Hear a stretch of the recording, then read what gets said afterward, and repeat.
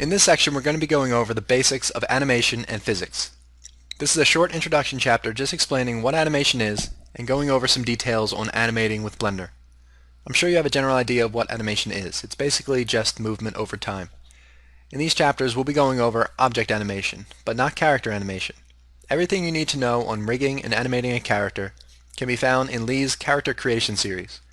And future volumes of the Mastered series will cover animation extensively, as it's a huge topic worthy of its own volume for sure. In these chapters I'll also be introducing you to physics simulations and smoke simulation, as the final exercise in this section is on animating a cannon shooting a bowling ball at a bunch of bowling pins. Now animations are rendered in what's called frames per second, or FPS, which means the number of renders shown in 1 second. For example, 24 FPS means that there are 24 renders for every 1 second of video. The default in Blender is 24 FPS, and you can find that value in the render options, or the render buttons, which is the camera icon, under the frame rate field. So here's where you define the frame rate you use for your animations. But for this section we're going to stick with the default 24 FPS. The higher the FPS, the more smooth the animation will be. As a frame of reference, all of these tutorial videos are recorded in 15 FPS, and you may notice the videos aren't super smooth, but they're smooth enough to watch. Lower FPS means less frames, so less file size in the end. FPS for this section, and animate some objects. At the bottom here, we have our timeline, which is how we keep track of what frame we're on.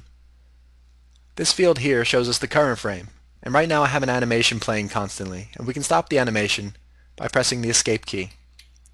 And we can start the animation by pressing Alt and A. And with this field here we can jump to any frame we want to. We can click on the left and right arrows to advance one frame at a time. Or we can click in the middle and just type in a value. So there I just went to frame 10.